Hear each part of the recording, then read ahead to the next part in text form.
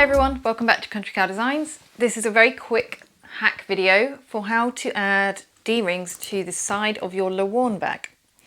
So you can see in this example, I made this one for my husband as a camera bag to carry like his camera, his stand, all of his lenses. He doesn't have that many. So for his, I didn't attach any handles and instead I fitted these side strap connectors.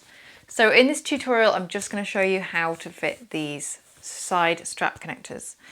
If you want to make a similar sort of camera bag, I also added a load of foam in addition to the Decaville light. So there's a lot of thickness going on. Now I just want to show you how this sits when you're wearing it with the crossbody strap on the sides. So it just kind of sits like that.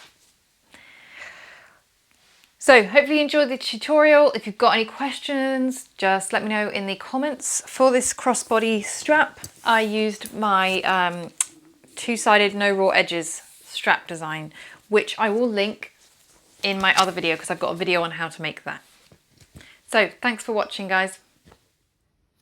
For this hack, you're going to need to cut out 2 pieces of fabric that are 2 inches by 10 inches like this one. You're also going to need 2 1-inch D-rings, and if you're going to use them, 4 rivets. Now I'm just showing you how to do one side panel today.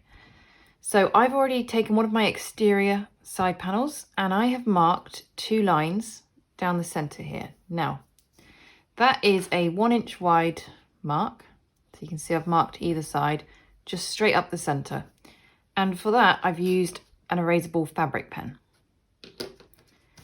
I've also marked 1 inch up from the bottom. So the first thing you need to do is fold your fabric so that the centers meet. So those long edges there, they're meeting in the center. Now what I want to do is place this piece of fabric right side down on the 1-inch line and make sure that it's sitting between the 2 lines that you marked. Now what I'm going to do is just put a little bit of glue on here to hold this in place. So this is Fabri-Tac glue from Beacon.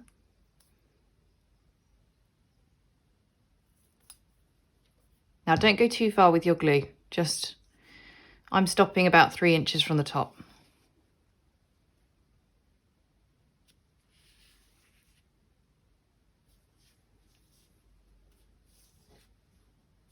Now, if you wanted to, you could use double-sided tape instead. So you just want to put your D-ring on the end of this piece of fabric and then bring this end down to the bottom edge. Make sure that it's right on the bottom edge. And by doing this, it means that we've only got one part of the connector in the seam, so it's not so bulky in the seam.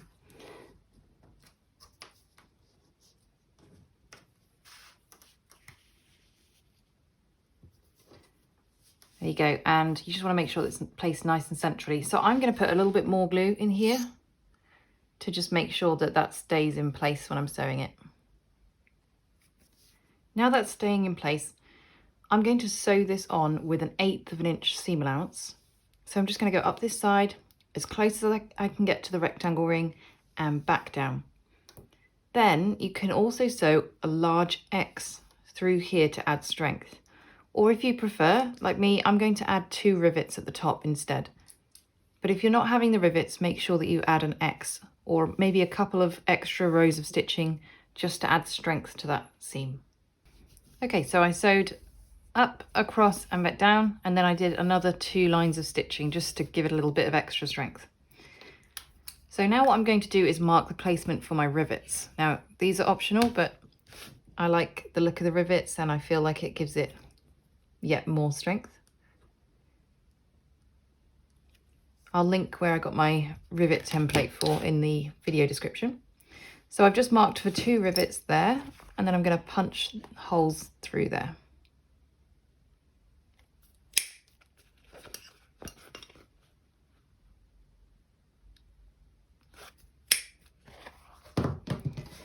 Now because I'm using cotton, I'm going to use a bit of fray check on there just to be sure that it's okay.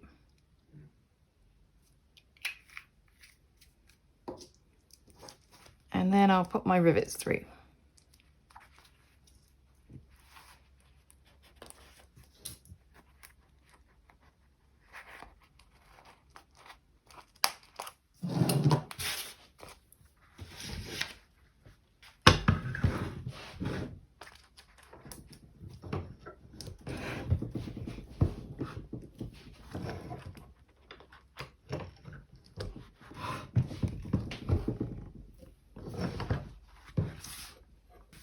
And that's you done. So you just need to do the exact same thing to the other panel, and then just carry on with the Lowarn pattern as normal.